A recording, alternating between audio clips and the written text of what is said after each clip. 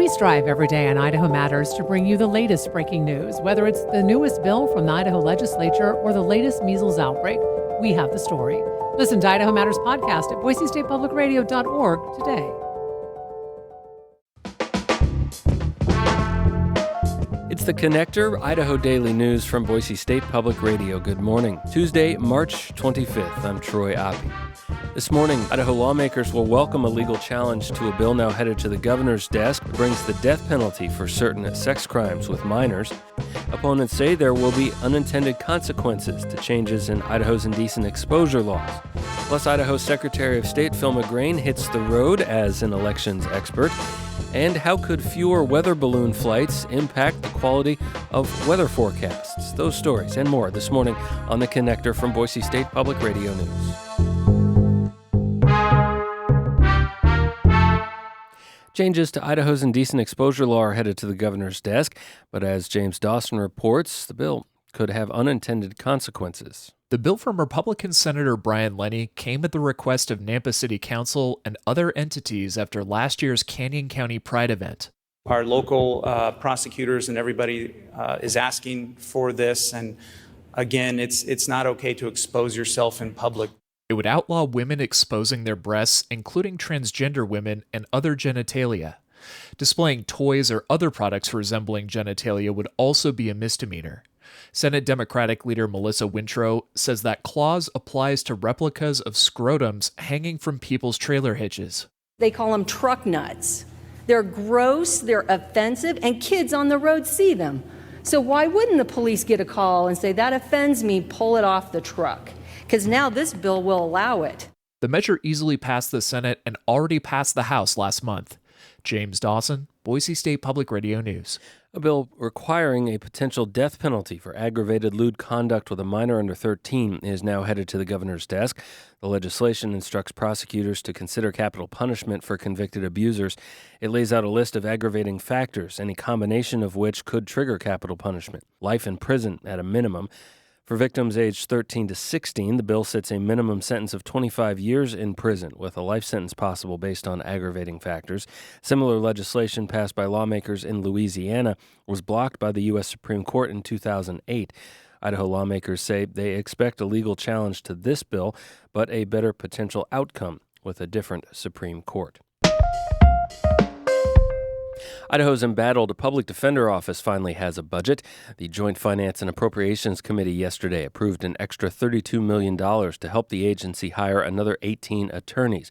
Here's Republican Representative Dustin Manwaring. Public defense is an essential government service, and we have to pay for it. And we're committed to doing that. Idaho took over providing public defense at the state level from counties last October. It's since been sued by the ACLU for not upholding constitutional responsibilities, with attorneys allegedly not showing up for hearings all across the state.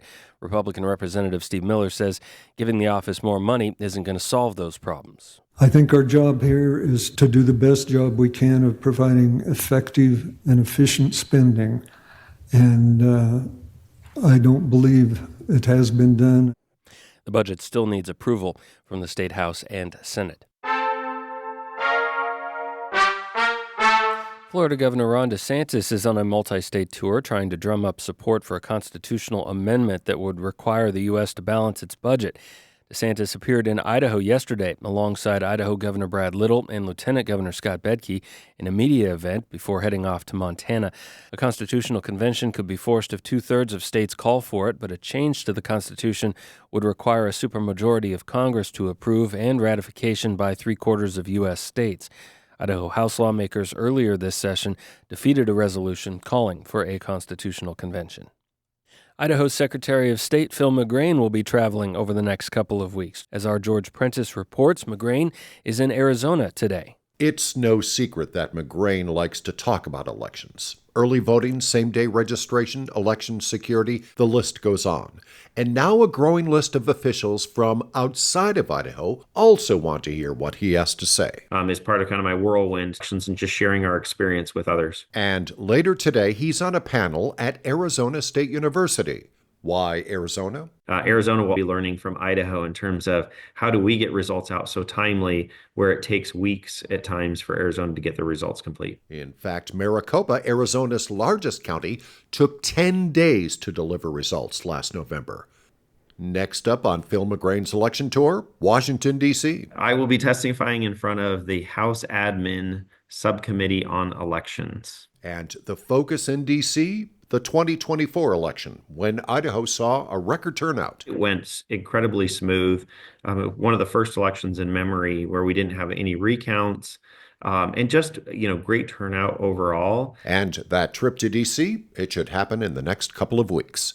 George Prentice, Boise State Public Radio News.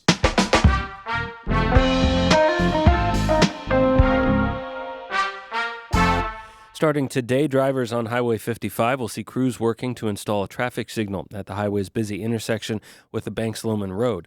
Heavy summer traffic often leads to miles-long backups. The Idaho Transportation Department says an electronic signal will be safer and more efficient than human flagging crews. Prep work will include some lane closures and delays. The signal is expected to be operational by this coming summer.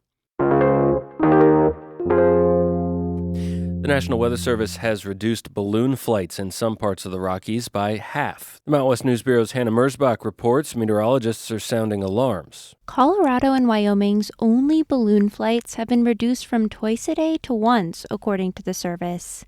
Plus, some flights in South Dakota and Nebraska are being canceled altogether. I've been doing this for half a century. I've never seen anything like this before. Mike Nelson is a retired TV meteorologist in Denver. He says despite advanced tech like satellites, balloons remain the best way to get data about the layer of the atmosphere where storms brew. This is critical, very potentially life-saving information. And for farmers and ranchers, your forecasts are going to be worse. We won't have the data to predict when we're going to have an outbreak of large hail and tornadoes. He says fewer balloon flights could also impact aviation safety. A spokesperson for the National Weather Service acknowledged the changes and said they could not speculate on their future impacts. For the Mountain West News Bureau, I'm Hannah Merzbach. Gas prices in Idaho are more than a quarter less a gallon than this time a year ago, but they've jumped in the last week 7 cents to an average statewide price of $3.25 a gallon. Prices are likely to rise as the weather warms, according to Travel Club AAA. That's even as the spring break season is coming to a close. Cities with the cheapest gas include Coeur d'Alene and Lewiston, with Boise, Twin Falls, and Rexburg as the most expensive metro areas in the state. AAA says Idaho has the 9th most expensive gas in the country, or 12 cents above the national average right now.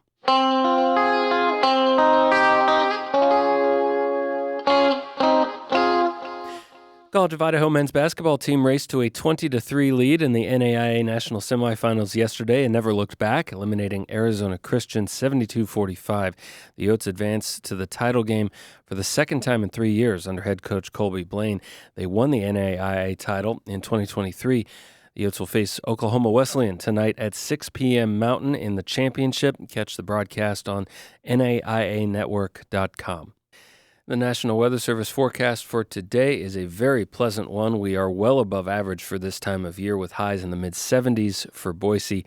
Another day of sunshine and even warmer temperatures heads our way tomorrow with a storm system moving into the region starting Wednesday night.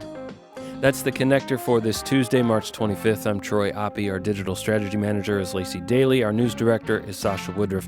Our general manager at Boise State Public Radio is Tom Michael. You play a critical role in everything that you hear on Boise State Public Radio. We are listener-funded, and that's you listening right now. Thanks for your gifts of support at BoiseStatePublicRadio.org. Catch you again tomorrow morning.